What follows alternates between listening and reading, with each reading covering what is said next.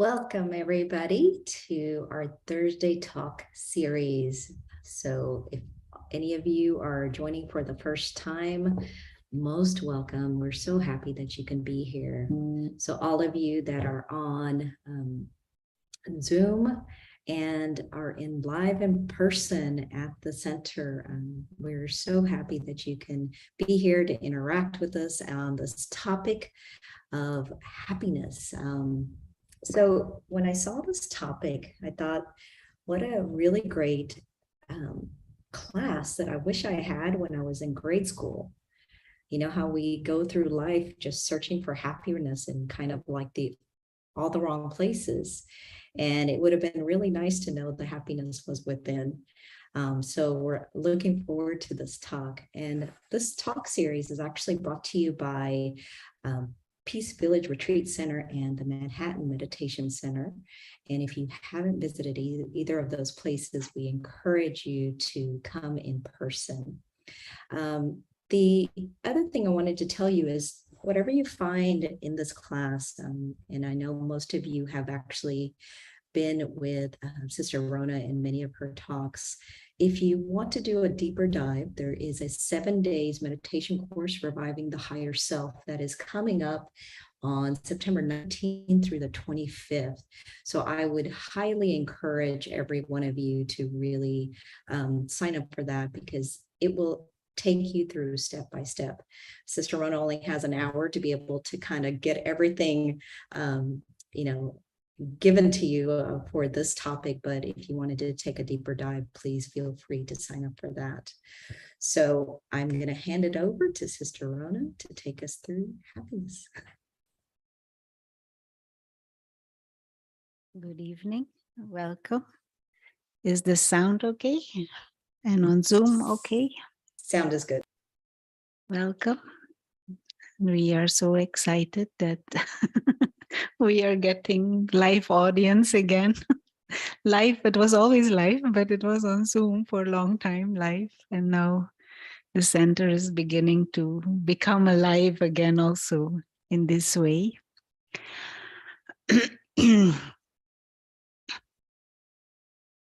And special welcome for those who are with us for the first time, either in person or on Zoom.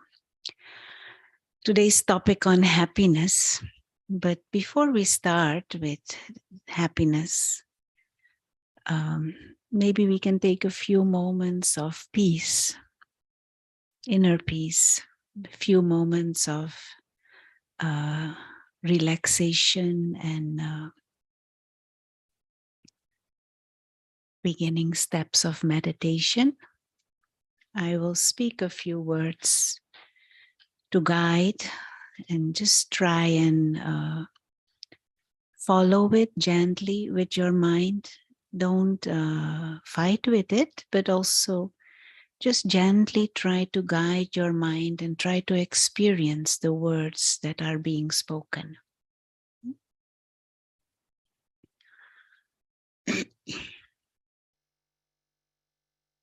So allow the body to sit comfortably, but not so comfortable that you fall asleep, but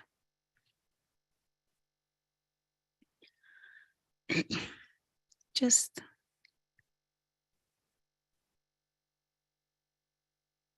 the natural position of the body. Back straight, shoulders relaxed.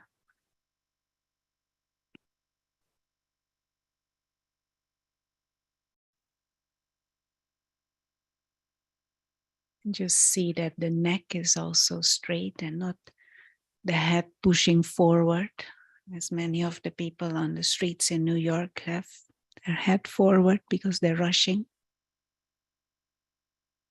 Just straight and relax shoulders, neck.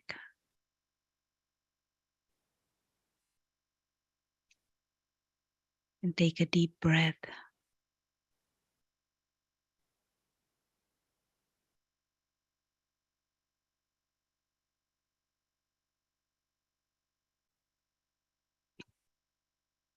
And for these few moments, just pull your attention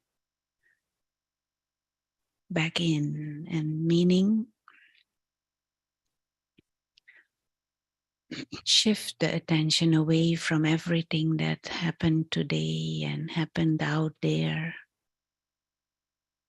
and just become aware of the being that is you, the one who is thinking, having feelings, the one who is experiencing everything.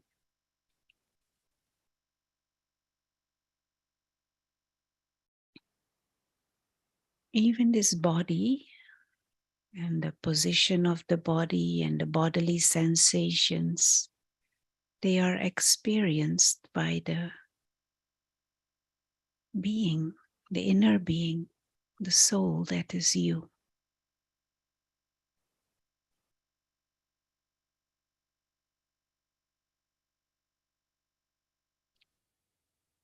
And just come back to these thoughts and this awareness that you are an experiencer.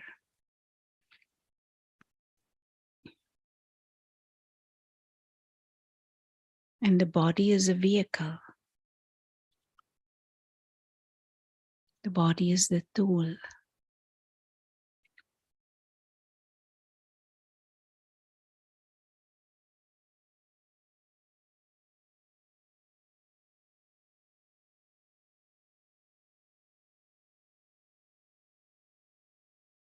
And just become to this awareness how being at ease and being in peace is actually so natural and so pleasant.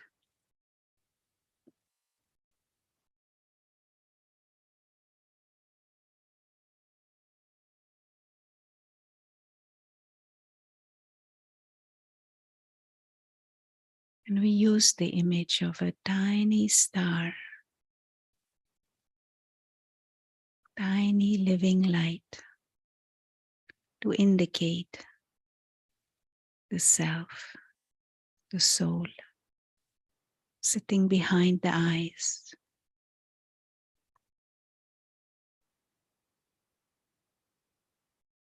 Peaceful,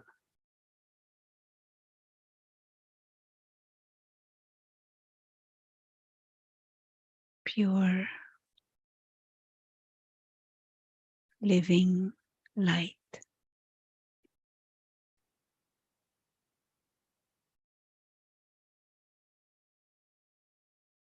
Timeless, free,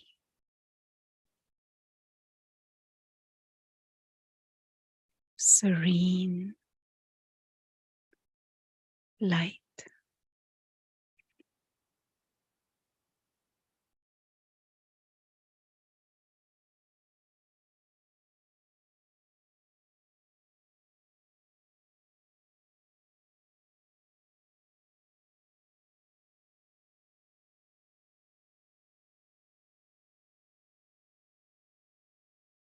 And just allow the mind to be in this state where there's just the experience of light and stillness.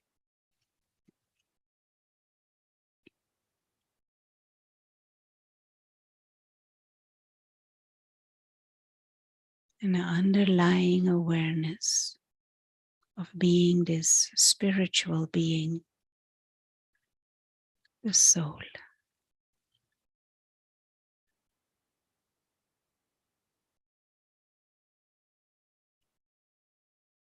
Thank you.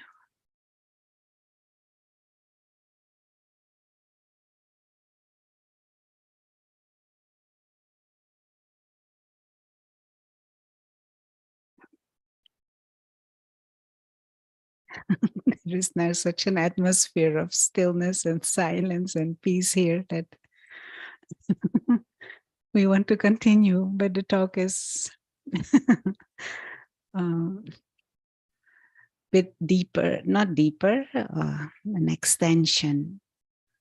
We started with peace and creating thoughts of peace and coming back to this sense of inner peace, because happiness is not truly possible without peace, isn't it?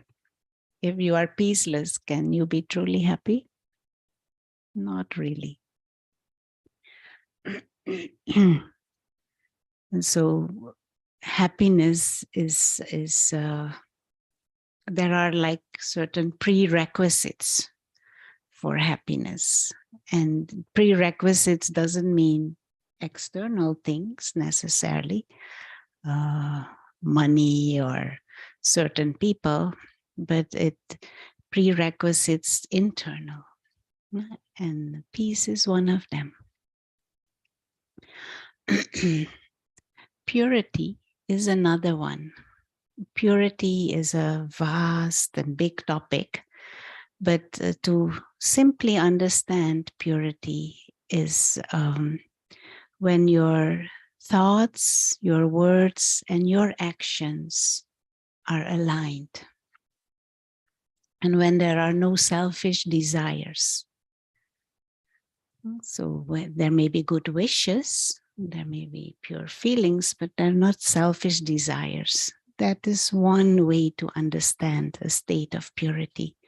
And so when there are no selfish desires, when your thoughts, your aims, your intentions, your words and your actions are aligned, that you could define as a state of purity. And so purity is one of the, the roots of peace.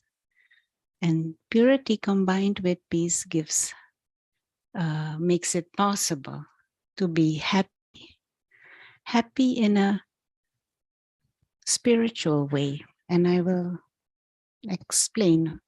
try my best to explain properly. Happiness is something we all aspire. Much of our decision-making process in our mind, much of our choices, much of our the things we do or the things we want to do or we wish to do or aspire to do is because deep down, consciously or subconsciously, we feel it will make us happy. It will make us feel good. And it is such a thing. It drives our behavior. It drives our choices. This need to be happy. But in our search, in our quest for happiness, we might actually do things that damage us if we are not wise, because there are different forms of happiness. And there is happiness that is instantaneous, but it is short-lived. Can you give an example of that? Ice cream. Ice cream. It is instantaneous, but it is short-lived. It lasts as long as from here to here. It touches the tongue and it swallows, and then happiness is gone. And maybe that happiness is even a little bit mixed with some feelings of guilt. I shouldn't be eating ice cream. I actually already had 2 scones this today. I shouldn't have a third one. So that happiness is actually, it is very superficial, but it is short, and it is short-lived. And maybe it is not really happiness. It is just a sense excitement. A sense stimulus. Your sense organ is stimulated, the taste is stimulated, and you get some serotonin boost or a dopamine boost, and you feel on a high. Yeah, you feel on a high, but then it is gone. Now, when we talk about happiness and I want to be happy, we don't really mean that ice cream happiness. nothing wrong with eating ice cream, or depending on your context or your health, but that is not really what we mean. But in our quest for happiness, in our search for happiness, in our need for happiness, we might do wrong things. No, we might continuously eat ice cream to try and be happy all the time. And you can substitute ice cream with many, many other things that may be not so innocent as ice cream also. But they give us a kick, they give us some boost, they give us uh, some pleasurable excitement. But then it is over. And when it is over, what happens? You become depressed. And then what happens next? You want it again. And then you want it again, and then you want a little bit more, and you want maybe not just ice cream, now you want ice cream and Coca-Cola, and ice cream and Coca-Cola and some French fry, whatever. And so, and then, and ice cream and French fry and Coca-Cola and the movie to get that same sense of well-being and happiness. We want it again, and we want more and more and more and again and again. So it makes us ultimately dependent on external things to get some kind of a kick, some kind of boost. And it all started with this noble aim to be happy. But we find ourselves dependent on temporary, instant sense gratification or quick fixes that then leave us empty again. And so that is not really the intelligent way to go about it. Although it may be the dominant way, the way we do it, the way everybody else in the world seem to be doing it, the way we are shown to go after happiness. But we might end up hurting ourselves, damaging ourselves, and we actually might end up disillusioned, and we might end up depressed. We might end up losing all belief that happiness is even possible. And so it is useful to step back a little bit and not get pulled into these superficial excitements. And like I said, now it's not that now you cannot take your ice cream, but be aware this is not happiness. This is just some, it's just if we are not wise, it can actually deceive us. And many advertisements these days make use of this psychological mechanism. You watch some lady with beautiful hair, seemingly successful and getting the attention of everyone, and then shampoo. Use this shampoo and that will make you happy. That kind of a thing. It is a very superficial but a bit of a deceptive way to think about happiness, but it tunes into our need for happiness. Now, how can we access that deeper happiness, that happiness that doesn't go away when the ice cream is finished? How can we access a deeper kind of joy that that lasts? And not only lasts, that stays even under provocation. even in difficult situations. Is that possible, you think?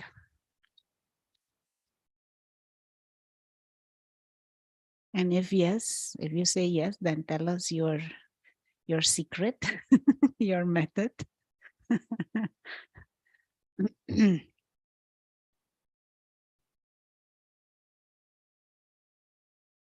Anyone has it's good to share, no? If you have methods.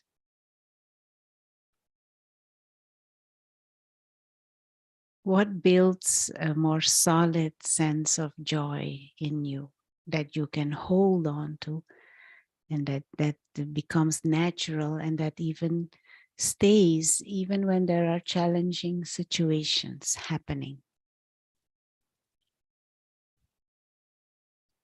Someone is saying stable. Mhm. An attitude of gratitude. Very good. This is one of the things we wanted to point out. We have created a mindset that focuses on what we don't have. We have created a mindset that sees what is lacking.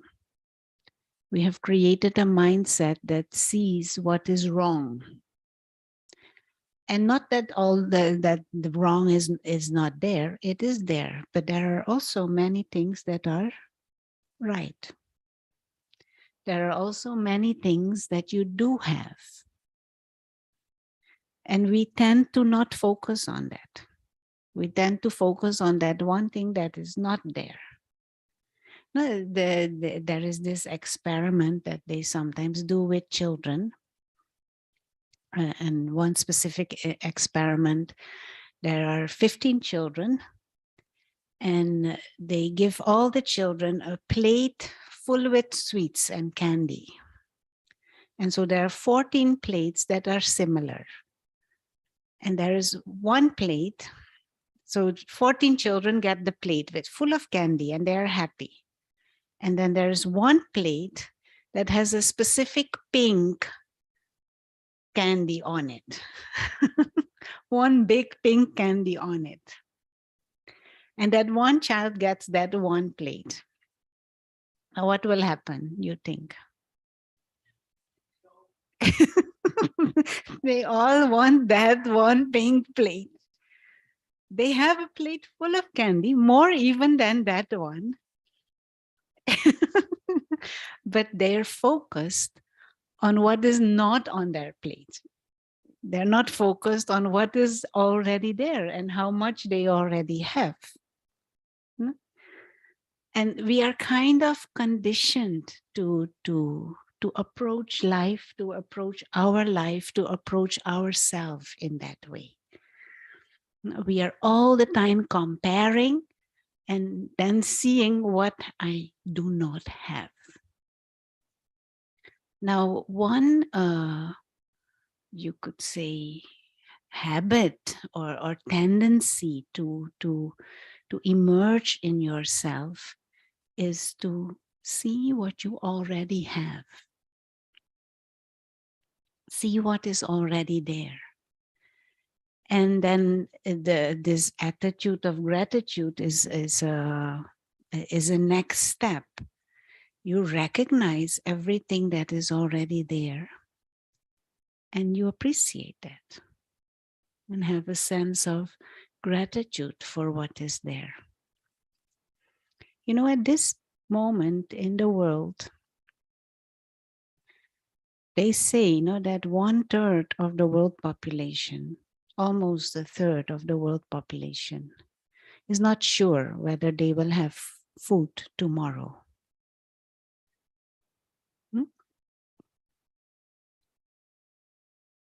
That is not the problem of many of us here, I think.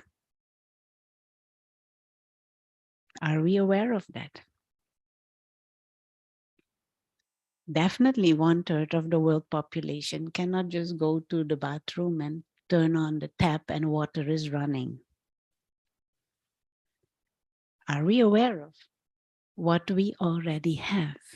You know, and here in New York City, there is a public transportation system that is so, what is it? Developed and so elegant. You can go anywhere you want. Anywhere you want, with just the subway, with the bus, with the train, everywhere. And you don't need a car here. Amazing. There are places in the world, even in America, there are places where there's no public transport. You need your own car. But how much, but we complain all the time about public transport. But instead of, and I did not do anything to contribute to this transportation system that is so elaborate. I didn't do anything for it, but I can use it anytime I want to. Is there this awareness? How much we already have. We take so many things for granted, and a mind that takes things for granted, takes people for granted, takes health for granted, that mind is never really in a position to be solidly happy. Because if you take things for granted, then when it is not there, you feel lack. Whilst if you appreciate what is there, you're more happy. And if you're focusing on what you already have. Now, in the spiritual dimension, it is even richer than that. Because spirituality tells us you are not a physical being. You are a spiritual being. The body is temporary. The body is not lasting forever. We know that, although we tend to bit ignore that fact, but we know that deep down. And so spirituality tells us you are a timeless, imperishable being of light. Now, to be aware of that also, that I am a spiritual being, that I am a being of consciousness, that I am an invisible experiencer. And the potential, the innate potential of every being is of virtue, is of freedom, is of wisdom, is of peace, is of love, is of joy, is of purity. That is the innate potential of every being, every soul.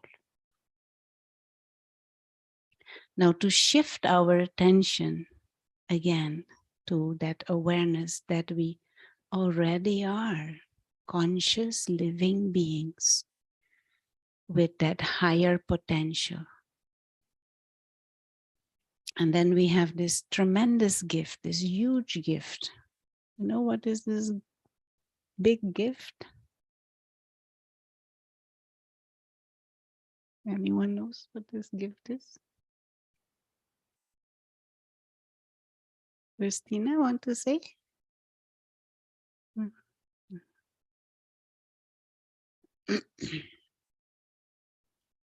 Consciousness, yeah, power to think. You have the power to think. This is a big gift, power of thought. You have the power to create thoughts. You have the power to experience. And another big gift is you have this body as a gift to experience, sense experiences. You have these eyes to see. You have these nose to smell. You have these ears to hear. What a big gift. This mouth is another big gift, although sometimes maybe it is a curse. But this mouth to speak and to taste. We have this body to interact with others. Life itself is a gift.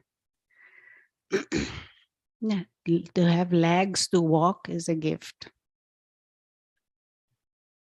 So this mind that sees what is already there, instead of focusing on what is not there or what I do not have.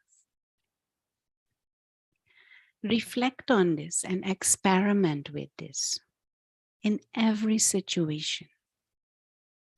Now, in the morning, instead of, oh gosh, another morning, you say, wow, another morning, another day, another opportunity to experience and experiment, to interact, to share, to use this body to experience the sunlight, to speak. There are people in this world who don't have anybody to talk to, and nobody talks to them. Just someone talking to you, interacting with you, smiling at you, looking at you. These are all gifts every moment.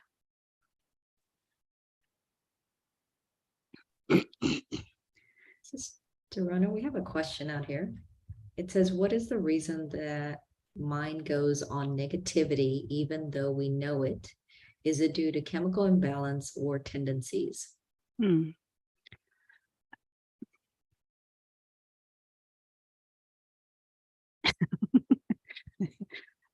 Yes and no. um, yeah, if we, how to say this now? The soul over time creates certain tendencies and certain inclinations and habits based on what we see others do, based on what others tell us, and we start behaving in a certain way. So this mindset of seeing what is missing and lacking, it started at some place. And at that time, there were no chemical imbalances. But because we started to act in a certain way, to react in a certain way, to create this habit, to compare, to see what is not there, certain neurological tracks started to be formed. And certain neurotransmitters become dominant because of a less happy state of mind. And then that becomes its own trigger to make you have the not feel good factor. But we can shift this around, because if you create habits that do stimulate your dopamine, for example, or your serotonin mechanism, producing mechanism in the brain, then you use inner factors. You use the power of thoughts, you use the power of choice, you use the power of pure intention to create different hormonal, what is it? A hormonal environment in the brain. So yes, there may be chemical imbalances based on our thinking patterns, our limited belief systems, our behavior systems from the past, but we can change it around and we can create something healthy, as long as we still have control over our thoughts.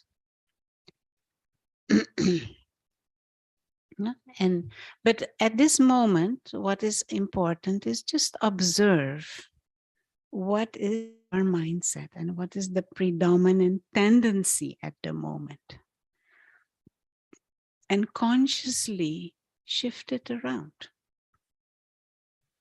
Consciously experiment with having this more appreciative attitude towards things. Remind yourself. What I used to do, I would just write down certain things. If you feel irritated or negative about certain things, I would write down things, everything that I have to be happy about, to be thankful for, to be appreciative about. and begin to observe this within yourself. And what I also mentioned, a deeper practice is the practice of meditation. And in meditation, you reinforce that soul conscious state, that soul conscious awareness. And more we come into soul consciousness, we live from this awareness that we are innately beings of peace, innately beings of joy, innately beings of love. And in your meditations, those experiences reinforce that deeper, belief system. And that becomes stronger within you. So then you are then there is a feeling of fullness inside. And more there is fullness inside, and you live from that fullness, less will be the tendency to complain or to be negative, or to focus on what is lacking. The other thing is in the connection with this, when we interact with others, it is the same thing. You may have a friend, and that friend may do 100 things right, and one thing they are not so strong, or one thing they may not be doing good. What will haunt you? That one thing.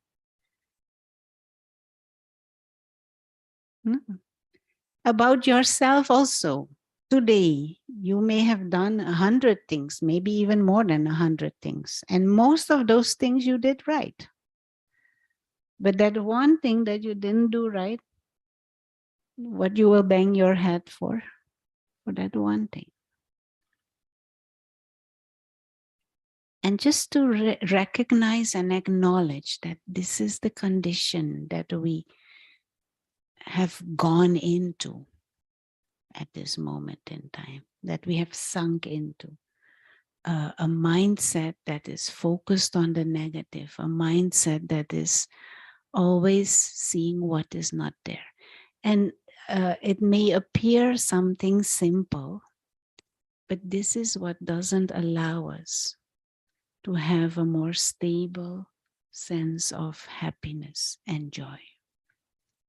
Because our deeper feeling of confident, of contentment, doesn't so much have to do with external situations. It has to do with this mindset. Because in any situation, there are always opportunities. In any situation, there is always something that I can learn. In any situations, there is always some virtue or some value that I can pick up on and build on.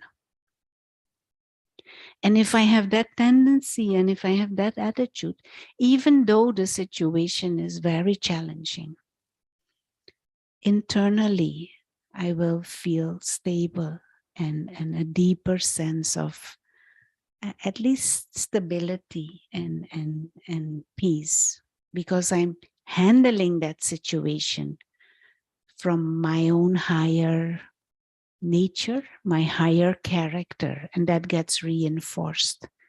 And at the end of the day, even though it was a big challenge, and even though you may not have fully been successful, you will still feel content because your skills have grown, your abilities have grown.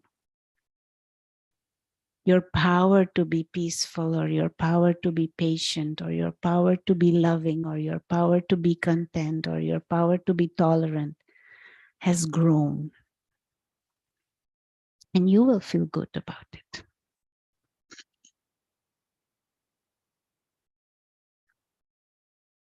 It is simple. Simple. It is simple, but it needs attention. We need to pay attention to this mindset. Anyone want to say anything so far? Or ask anything?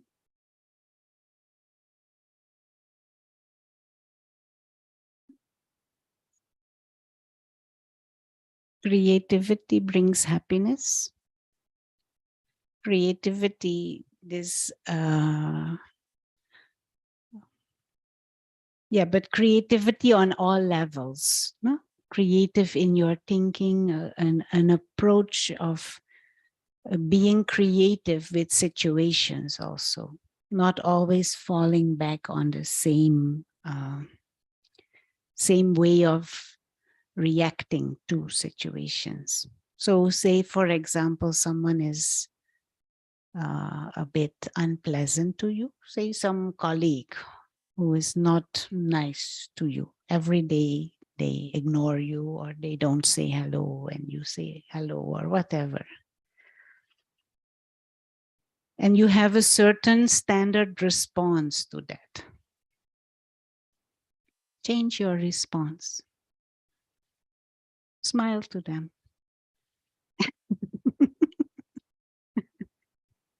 They might also be surprised. But you smile, at least you will be happy. And you share happiness with them. So be creative in how you deal with situation. But the real experiment, the spiritual experiment, is to come back to your state of fullness. Come back to your state of completeness regularly.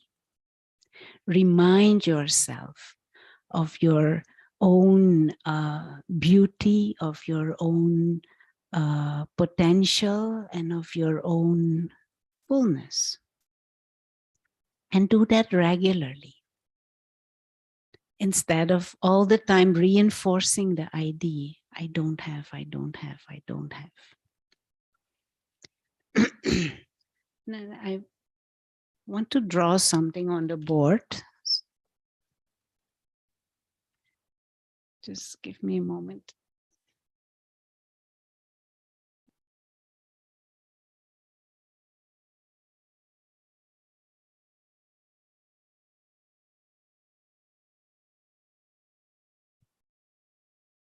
It is visible, the board, for the Zoomers? Yes. Okay.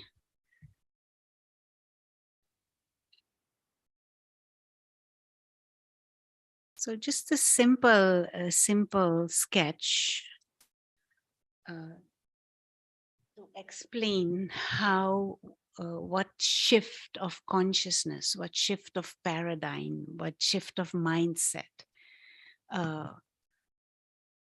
helps to create that happiness or a deeper sense of joy that is consistent. Normally, when we approach life, our belief system of who we are and what life is all about is in a certain way. And simplified, I will draw this. We believe that we are born at a certain moment in time. We will live our lives, and at a certain moment in time, this will end. And our joy, our happiness, and our success and our value depends on what we can get, what we can take, or what we can accumulate.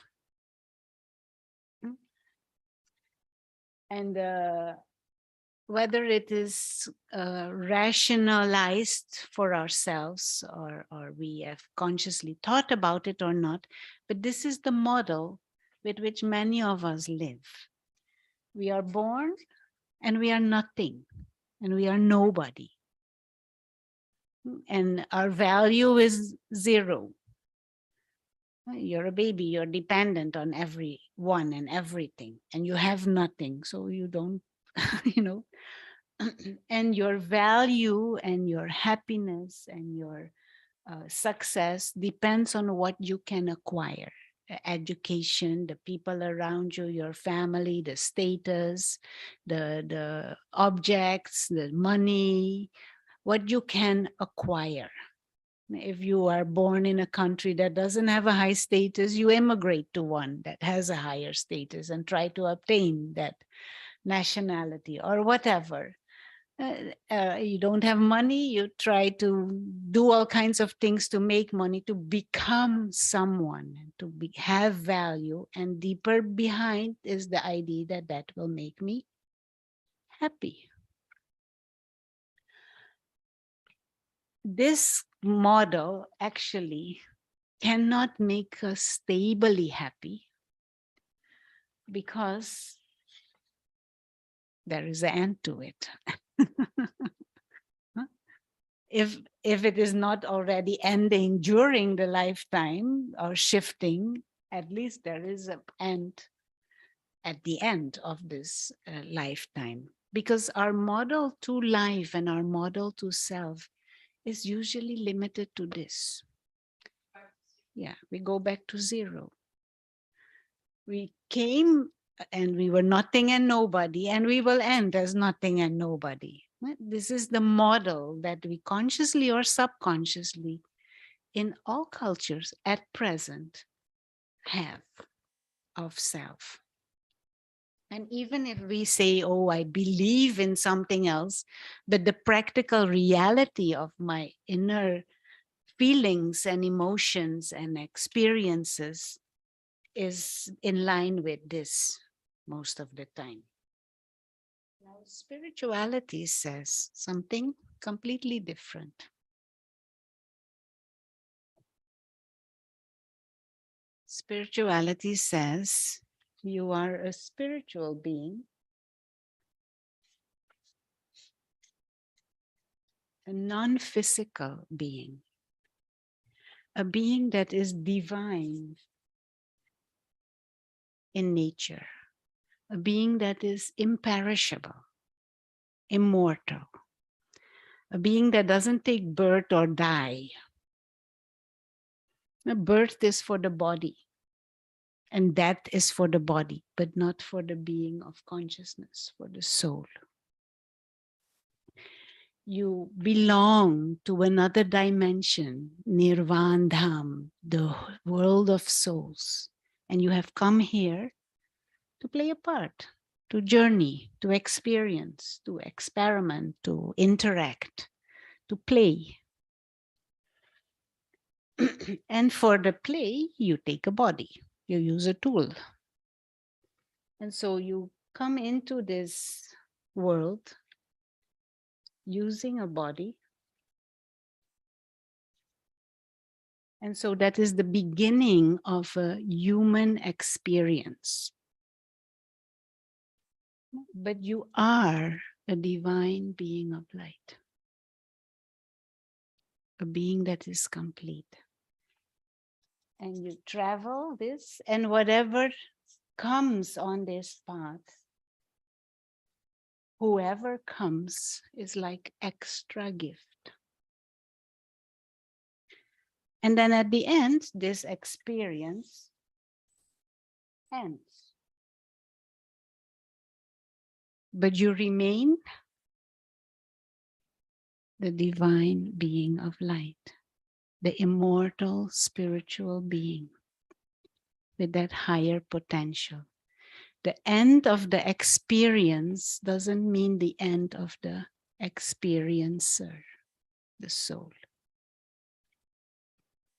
And the soul belongs to that soul world, belongs to a family of soul, belongs to the supreme soul.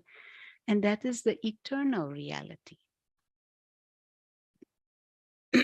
Now, this model, if we live with this awareness of self as a spiritual being,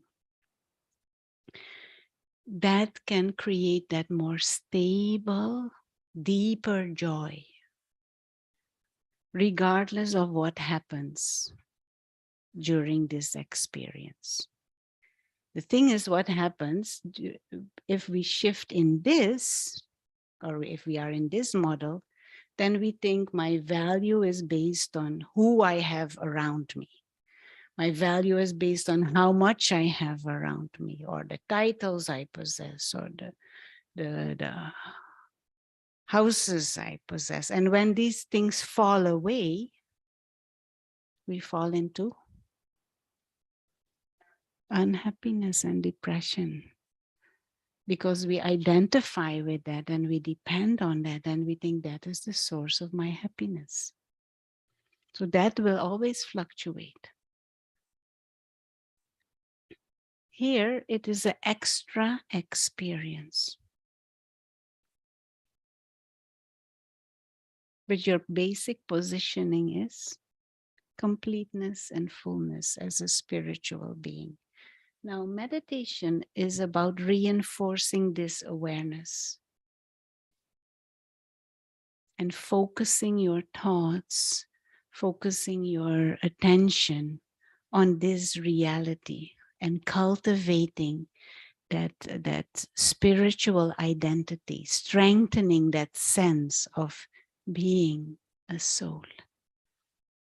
And once that becomes our platform, our deeper identity, not just intellectually liking the idea, but really, truly, that becomes your identity, then joy is natural. Fullness is natural. Nothing and no one can deprive you.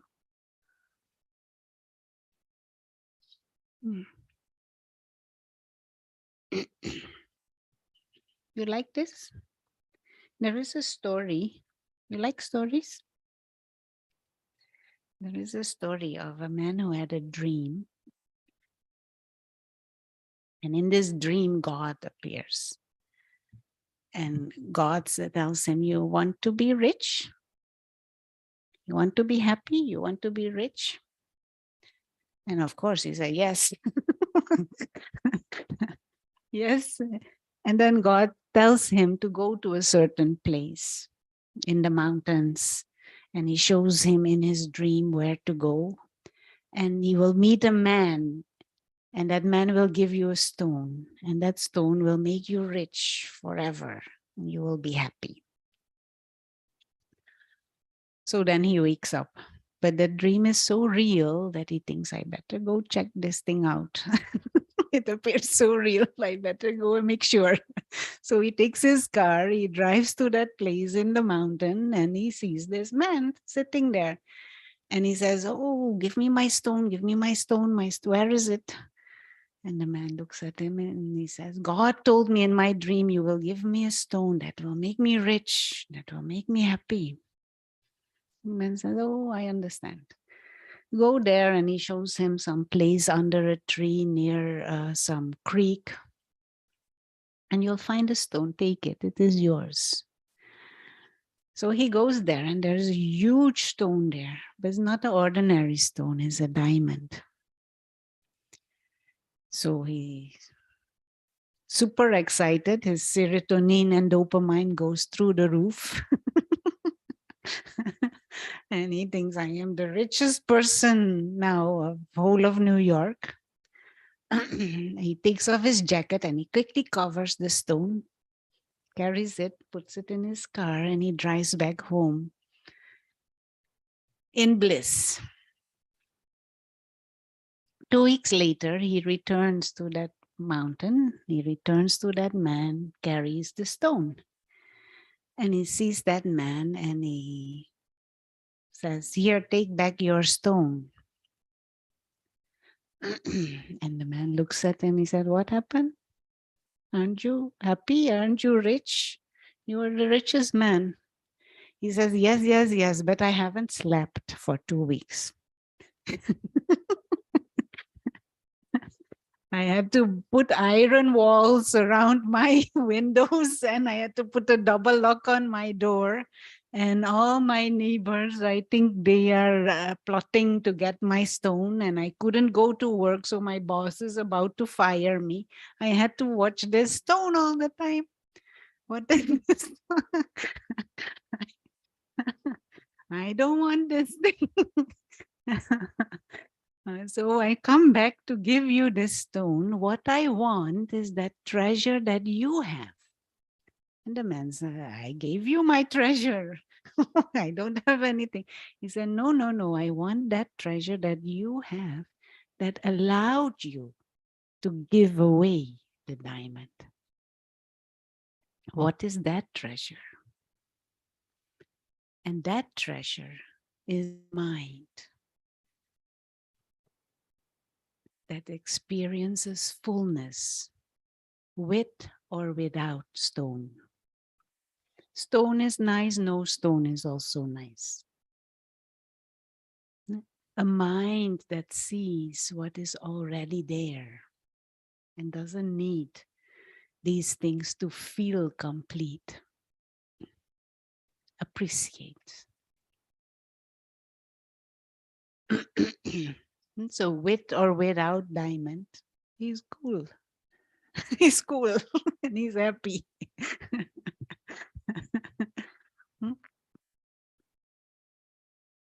So let's pay attention to that mind and experiment with your spiritual fullness, with your spiritual completeness, and nurture that. But also know that the odds and the forces of present day society are against you.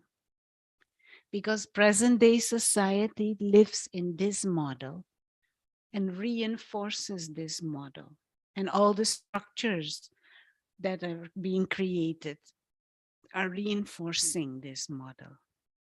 No, because with this shampoo, what deeper behind they're telling you, you are nothing and you are no one. But if you use this shampoo, then you will be someone. And it is simplistic, but this is where we have come at. And shampoo is a simple example. There are many, many other areas. And we judge ourselves and we judge others based on this model. We keep each other in this, what is it? In this trap of limited thinking. Break free. Create a mind that sees the beauty, that sees the fullness, that sees virtue, that sees capacity, that sees opportunity, that sees the game, and that most important, that recognizes the innate greatness and divinity of every being, including you.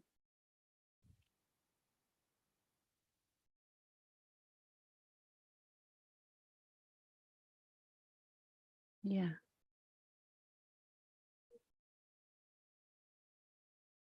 In this model, you don't judge the experience itself. It is just a different experience. Something else can be learned. Yeah, yeah, yeah, yeah.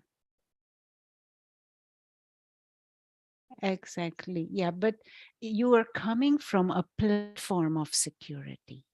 You're coming from a platform of fullness. Then you can see it like that.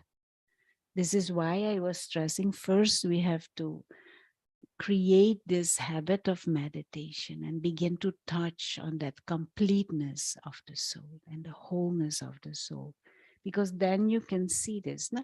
For example, Christopher Rees, he had said, no, pain in this world is a given. It is there. I cannot avoid. It is an experience, but misery is a choice.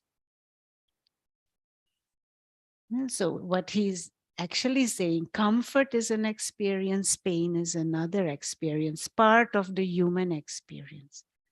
But I don't have to be miserable because of it.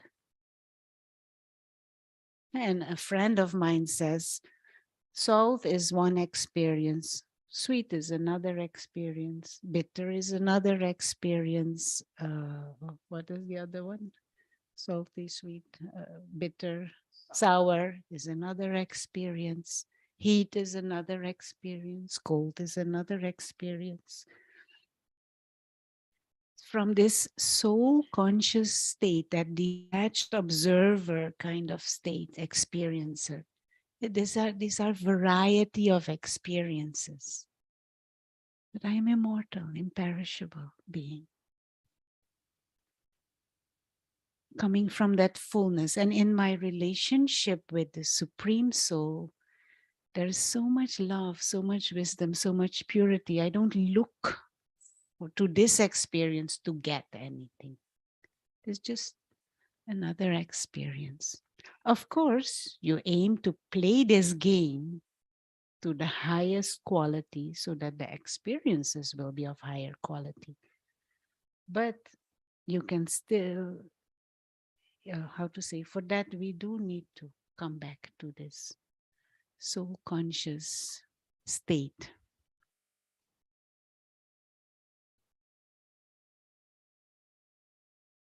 Yeah.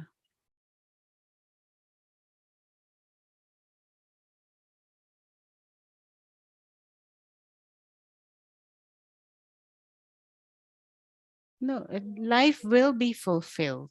You will feel fulfilled no matter. You may be goal focused, but with a different aim. So, for example, if I look at myself now, uh, uh, my goal is not to make a career and be whatever, rich or famous. But still, the goal is to share this wisdom with others, to share the practice of meditation with others, because it has helped me so much. And of course, you don't enforce or push anything, but you offer. But that I feel it is so precious that everyone should have access to it. And so to serve becomes my goal. To share becomes my goal. And in that itself, there is joy. And there is a sense of self-respect. Sister Rona, do you mind repeating the question? We didn't really catch. If you are soul conscious, will you still be goal driven? That is what the question was. Thank you. And I said, yes, but your goals might shift. It will not be to be famous or career or whatever, but it will be focused on service and on giving. Creating awareness and spiritual awareness, helping others recognize that if they have interest and are so inclined. So you're not rejecting life, you're not rejecting life in a body, you're not rejecting interactions, but you're using it for a higher purpose. And in that, there is joy for the self also, and self-respect. Intention changes. Yeah. Yeah.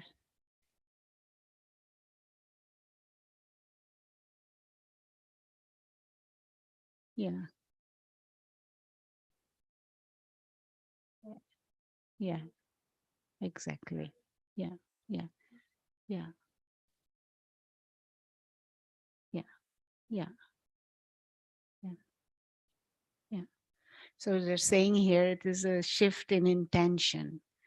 So before you may be working for money or for some recognition or some status, but now you work because there are certain skills you're gifted with and you want to share and uplift and make some things better for everyone involved.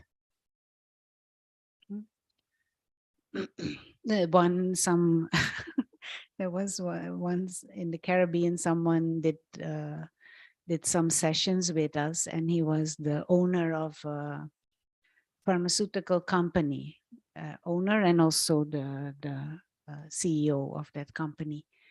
And he said to me, Rona, if I start to do something like that, my competition will eat me up. He said, if I don't have this drive to defeat others and to be better than others and to be on top of everything. So I said, well, you can do that, but you can see the stress it gives you. And but you can still work and you can still do your best, but now the intention is to bring the best for society possible. So it is not about defeating your enemy or your the competition, but it is about you giving and bringing out the best possible.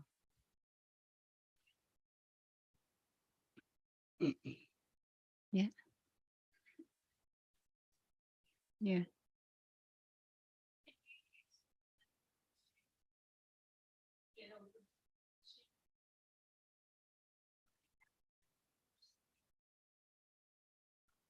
Mhm.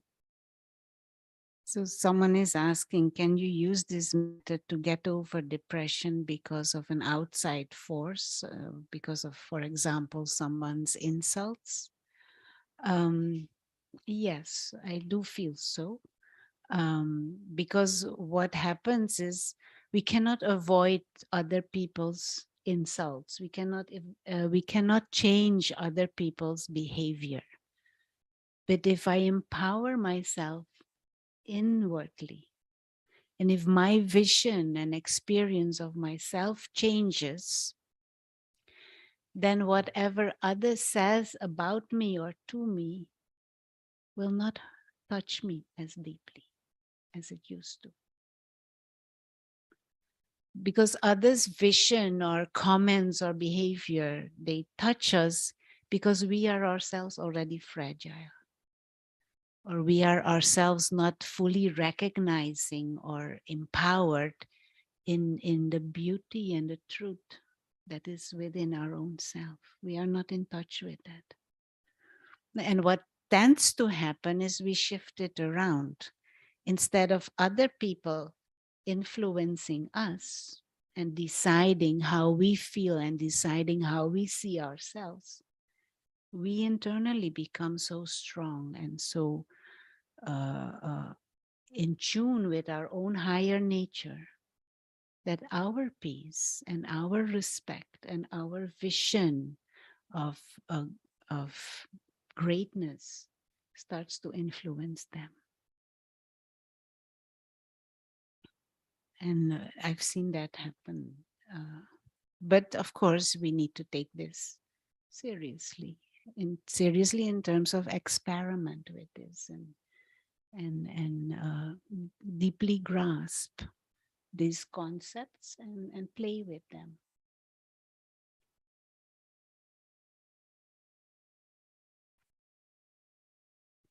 Okay, time flies. We are actually beyond past time. Thank you, everyone. And let's close with some moment of silence. We will meet again next week. Next week, the meditation center is open so that everyone knows you are welcome to come for the Thursday sessions. Tell your friends and family, everyone who you think can take benefit and is interested. 6 o'clock is meditation and 6:30 is the talk. And of course, those on Zoom, everyone is welcome from everywhere. Let's take a moment of silence.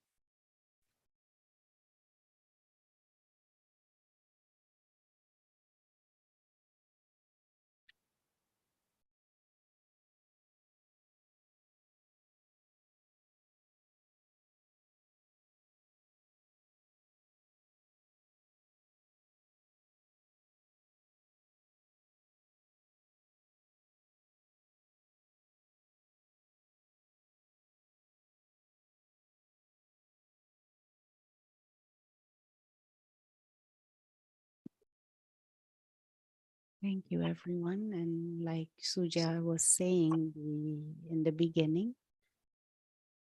we have a course starting next week, Monday, for 7 days, 6:30 to 7 meditation course, but also more in-depth aspects of spiritual knowledge. It is in person and on Zoom in the evening, 6:30 to 8 for 7 days. All are welcome. Okay, bye-bye.